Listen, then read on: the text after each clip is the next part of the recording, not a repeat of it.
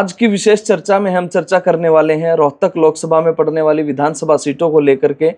Hot seat रही है पूरे हरियाणा की रोहतक लोकसभा, और दीपेंद्र हुड्डा जो है जिस तरह के मार्जिन से जीते हैं वो काफ़ी एक रोचक मुकाबला था, और कई लोगों के लिए ये कहीं ना कहीं एक चौंकाने वाला आंकड़ा भी था। तो इस पे चर्चा करेंगे। नमस्कार, मैं हूं आपके साथ अरुण कुमार, और इस विशेष चर्चा में मेरे साथ मौजूद है खरी खरी न्यूज़ से कुलदीप शोरान जी।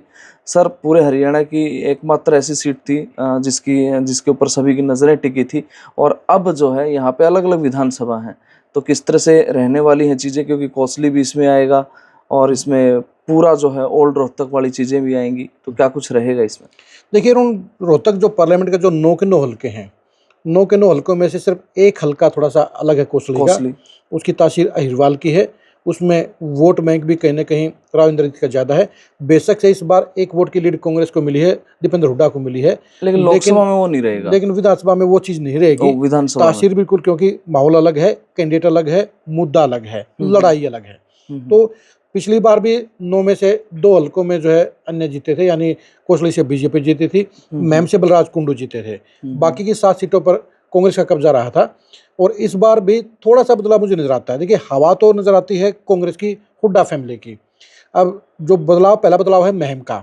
महम में पिछली बार बलराज कुंडू चुनाव जीते थे, और बलराज कुंडू चुनाव किस लिए जीते थे सबको पता है, क्योंकि कहीं ना कहीं जो पार्टी के मामले को लेकर जो वफादारी थी आनंद सिंह डांगी की जो है कांग्रेस के प्रति, वो उन्हें भारी पड़ गई थी, इसलिए उनको चुनाव हराया गया। तो चुनाव हारे नहीं थे।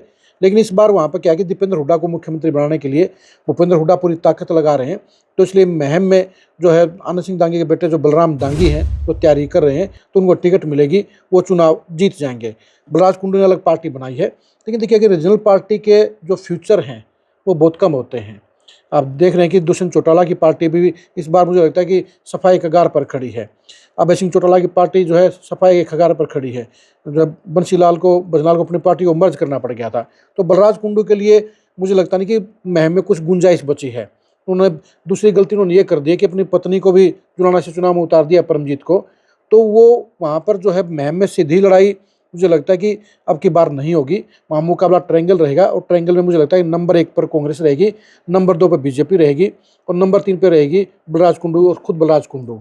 कहीं ना कहीं जो है वो महम की जो बात करें वो बड़ा अजीब सा हल्का है, और बलराज कुंडू ने जिस तरह से वो बसेस वगैरह चलाई हैं, जो स्टूडेंट्स के लिए काम किया है, मेरे ख्याल से वो किसी और नेता ने किया नहीं है। तो उसका एज लगता नहीं आपको मिलेगा? नहीं, ऐसे काम जो है पूरे हरियाणा में 5-7 लोग और भी कर रहे हैं, वो काम किए हैं।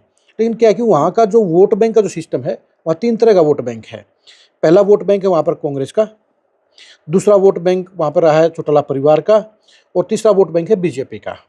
बीजेपी में अब की बार मुझे नहीं लगता कि शमशेर खरकड़ा या उनकी पत्नी को टिकट मिलेगी। वो अपनी पत्नी राधा अहलावत के लिए तैयारी कर रहे हैं, लेकिन मुझे लगता है कि बीजेपी कुछ और खेल खेलेगी, और खास तो मुझे लगता है किसी न किसी बीसी चेहरे पर दाव लगा के वो चुनाव को जाट नून जाट कर बनाने का फर्क फायदा करेगी, कोशिश करेगी। बलराज कुंडू के साथ दिक्कत क्या है, देखिए उसको वो चाहिए सपोर्ट चाहिए। पिछली बार एक जो है एक दल और चाहिए साथ में। कांग्रेस का जो है पूरा एक मान चलिए कि धड़ा था जो, वो बलराज कुंडू को मिला था। इस बार मुझे लगता है बलराज कुंडू जो INLD और BSP के साथ वो गठबंधन का पार्टनर बनेंगे, और उनको जो है 5,000 वोटों का फायदा भी होगा। लेकिन उनको वोट चाहिए कम से कम जो है 15,000, तो वो उसके बावजूद लगभग जो 8,000 वोटों से पीछे रह जाएंगे। यानी कांग्रेस जो है पिछली बार की खोई हुई एक सीट को वापस ले रही है। उसके बाद क्या, कलानौर के ऊपर जो है भूपेंद्र हुड्डा को कैंडिडेट बदलना पड़ेगा, और बदलने भी गए। तो लेकिन सीटिंग गेटिंग का फार्मूला आया तो भी कलानौर जो है बीजेपी के मुकाबले कांग्रेस जीत सकती है। रोहतक सीट पे सस्पेंस है कि बीजेपी से चुनाव कौन लड़ेगा। मनीष ग्रोवर चुनाव लड़ने से मना कर चुके हैं। उनका मुकाबला देने के लिए सिर्फ उनके पास कपिल पुरी है, मनमोहन गोयल हैं। कपिल पुरी के बारे में सूचना है कि वो चुनाव लड़ने से इनकार कर रहे हैं, और मनमोहन गोयल एक शरीफ आदमी हैं। तो वो जो बीबी बत्रा मुकाबला करने के लिए, रोहतक का चुनाव लड़ने के लिए तो साम दाम दंड भेद करंट चाहिए, संसाधन चाहिए, करंट चाहिए। संसाधन मनमोहन गोयल के पास हैं, लेकिन करंट नहीं है। वहाँ मुकाबला अगर बीबी बत्रा कर सकते हैं, सिर्फ वो मनीष ग्रोवर कर सकते हैं। अगर बीजेपी ने उनको टिकट दिया तो मुकाबला फिर कांटे का होगा। अगर वो चुनाव नहीं लड़ेंगे तो रोहतक सीट दोबारा से कांग्रेस का बरकरार रहेगी। किलोई सीट के ऊपर भूपेंद्र हुड्डा को दिक्कत नहीं है। हाँ, ये जरूर है कि कृष्णमूर्ति हुड्डा को अगर बीजेपी ने टिकट देने का काम किया तो वो फिर चुटकी भरने वाला आदमी है। परेशान करते रहेंगे। वहाँ उनको पॉलिटिकल तौर पर, चुनाव परिणाम के तौर पर हुड्डा को कोई परेशानी नहीं कोई है, दिक्कत नहीं कोई है। दिक्कत नहीं करके जो है वो बड़ा स्मूथ है उनके बिल्कुल लिए। स्मूथ है।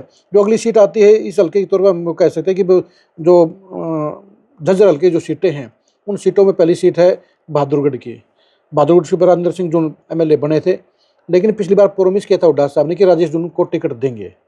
राजेश जून तैयारी कर रहे हैं। अगर राजेश जून को टिकट मिली तो वो सीट कांग्रेस के पास बरकरार रहेगी।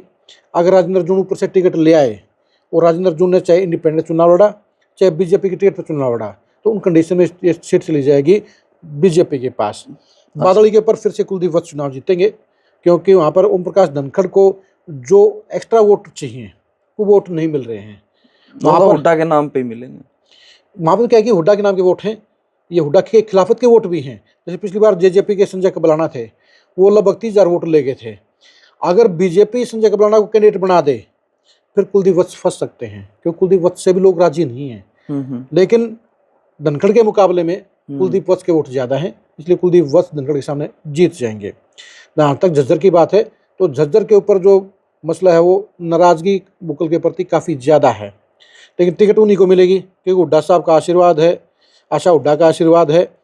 अब वहाँ पर बीजेपी टिकट किसे देती है? अशोक तंवर को देने की सोच रही है। देखिए उसका कोई नतीजा नहीं निकलेगा, क्योंकि देखिए वहाँ पर जो है लोकल जो कैंडिडेट है, देखिए वैसे रहने वाला तो झज्जर हल्के के ही हैं, उनका सिमनी गाँव वहीं पड़ता है, लेकिन क्या है कि वर्किंग नहीं है। और बीजेपी को जो माहौल वहाँ पर चाहिए वो एकदम जाकर वो नहीं बना सकते हैं। वहाँ तो लोकल कैंडिडेट है, चाहे वो सोनू वाल्मीकि है चाहे वो जो विजय कटारिया हैं, वो दोनों ही कैंडिडेट ऐसे कैंडिडेट हैं जो गीता बुक्कल को परेशान कर सकते हैं। बाकी माहौल बनाने की बात रहेगी, लेकिन अपर एंड में गीता बुक्कल का ही आज की तारीख में मानता हूँ, क्योंकि दबदबा तो हुड्डा का ही रहेगा। बिल्कुल बिल्कुल। अगली जो सीट है वो बेरी की है। बेरी सीट के ऊपर जो मुझे लगता है कल्याण साहब नया रिकॉर्ड फिर से बना सकते हैं। वो बुजुर्ग हो गए हैं, लेकिन टिकट हुड्डा साहब नहीं काटेंगे, तो वो 7वीं बार भी वहाँ से विधायक बन सकते हैं। अगली जो लास्ट आखिरी सीट पड़ती है वो होती है कोसलई की। कोसलई सीट के ऊपर हो सकता है आरती राव भी आ जाएं, तो वो नहीं भी आएंगी। अगर संतोष यादव आ जाती हैं या कोई और आ जाता है, तो वो जो सीट लगती है अब की बार भी बीजेपी की ही लगती है।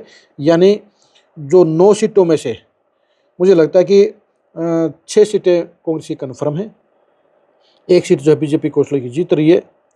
जो 2 सीटें हैं आपकी रोहतक की और बहादुरगढ़ की, 2 सीटें ऐसी हैं जिनके ऊपर कैंडिडेट डिपेंड करेगा कि बीजेपी का कौन आएगा, बहादुरगढ़ में कांग्रेस का कैंडिडेट कौन होगा और रोहतक में बीजेपी का कैंडिडेट कौन होगा, उसके हिसाब से दोनों सीटें तय होंगी। यानी लगभग पिछली बार का सीट मुझे लगता है कांग्रेस बरकरार रखेगी। लेकिन लगता नहीं आपको दीपेंद्र सिंह हुड्डा चाहेंगे कि एक कोसली की तो अलग बात है, लेकिन एक भी सीट कम ना हो? बिल्कुल, चाहे अगर मुख्यमंत्री बनना तो अपने जो है दबदबा दिखाना पड़ेगा। मेरी लोकसभा से सारी सीटें आ गई हैं। बिल्कुल बिल्कुल बिल्कुल है। देखिए लेकिन कितना दबदबा कर लें, कोसली की सीट नहीं आएगी। लेकिन पिछली बार 7 सीटें थी, अब 8 सीटें आ सकती हैं। अगर राजेश जून को बहादुरगढ़ से टिकट दे दें तो उसके हिसाब से आ सकती हैं। और बीजेपी जो है यहाँ पर रोहतक शहर के अंदर मनीष गौर की बजाय किसी और को दे दे तो बात बन सकती है। 8 सीटें आ सकती है, पिछली बार से 1 सीट बढ़ सकती है। बिल्कुल। तो ये तो थी चर्चा रोहतक लोकसभा में पड़ने वाली विधानसभा सीटों की। यहाँ पर कांग्रेस जो है वो काफ़ी मजबूत स्थिति में है और बीजेपी को काफ़ी प्लानिंग के साथ यहाँ पे कैंडिडेट्स उतारने पड़ेंगे अगर मुकाबले में रहना है, वरना एक कोसली की सीट को छोड़ करके और जगह पर ज़्यादा इतनी कुछ खास बात नहीं है।